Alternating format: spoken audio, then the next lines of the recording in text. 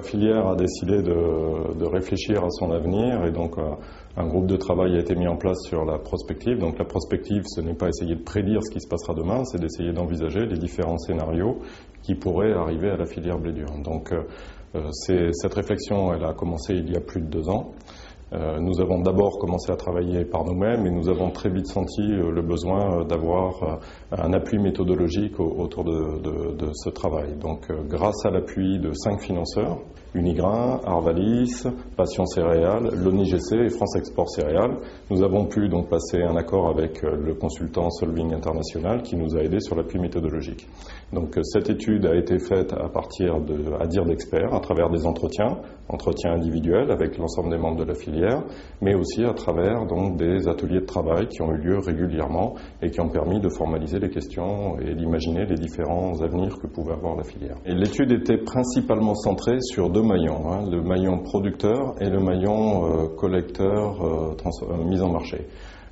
Intervenaient en périphérique de l'étude aussi les autres maillons de la filière que sont tous les fournisseurs, des agriculteurs et notamment les semenciers, mais aussi les transformateurs sur l'utilisation donc des produits. Mais disons que le maillon était essentiellement centré sur les producteurs, les collecteurs et la première mise en marché. Donc c'était ça l'objet. Cela nous a amené à faire donc une étude quand même malgré tout de l'ensemble de la filière. L'objectif de cette étude prospective, encore une fois, c'est bien d'essayer donc de dégager les évolutions potentielles, voir en fonction de chacune des évolutions potentielles quels sont les atouts de la filière de blé dur française et quels sont les points faibles de la filière blé dur française. Ce qui est important et ce que l'on a montré dans notre étude prospective, c'est qu'il y a une place à augmenter la production de blé dur française. Donc on a là un challenge fort qui est de pouvoir produire toujours plus de blé dur français pour pouvoir répondre aux besoins et aux attentes des filières, que ce soit la transformation française et européenne, mais que ce soit aussi nos amis de l'autre pays, principalement de l'autre pays, de la Méditerranée, puisqu'il y a un gros volant d'exportation aussi sur les pays du Maghreb. Donc il faut augmenter la production, mais pas l'augmenter à tout prix. Il faut pouvoir effectivement avoir des productions qui soient de haute valeur environnementale. Je pense qu'il y a tout un tas d'évolutions qu'il faut prendre en compte dans la réflexion de la filière, notamment l'évolution au niveau réglementaire. On a beaucoup parlé la dernière année du Grenelle de l'environnement. Ce sont des contraintes supplémentaires, mais ce sont aussi des opportunités pour pouvoir produire des produits de qualité et qui répondent aux besoins des consommateurs. Donc c'est un challenge très très fort. Ça, c'est le premier axe. Le deuxième axe, c'est d'améliorer la qualité des productions, et notamment la qualité sanitaire, un volet très très important parce qu'il faut améliorer la régularité de la qualité de la production du blé dur français. Le blé dur français a une très belle image, de nombreux efforts ont été faits par le passé, on a aussi une capacité logistique et un énorme travail qui est fait par les organismes stockeurs. Donc maintenant, il faut pouvoir aussi assurer régulièrement cette qualité, à la fois pour les débouchés français et européens, mais aussi à l'export.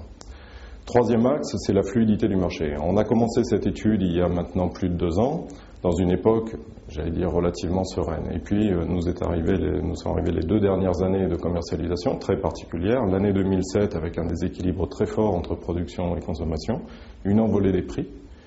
Et l'année 2008 où, à l'inverse, on est revenu à des prix d'il y a environ 2 ans. Donc on a une fluctuation des cours qui est très très importante, et donc des difficultés de fluidité de marchandises et de rapport entre les maillons de la filière. Donc il y a un risque important de divergence d'intérêts entre les membres de la filière. Donc le troisième axe d'action est autour de ce volet-là. Comment garantir, sécuriser et trouver des situations gagnant-gagnant entre les différents membres de la filière, notamment essayer de voir si la contractualisation peut être une solution pluriannuelle, elle existe déjà, mais la renforcer, l'améliorer s'il faut l'améliorer, pour garantir une fluidité des marchandises.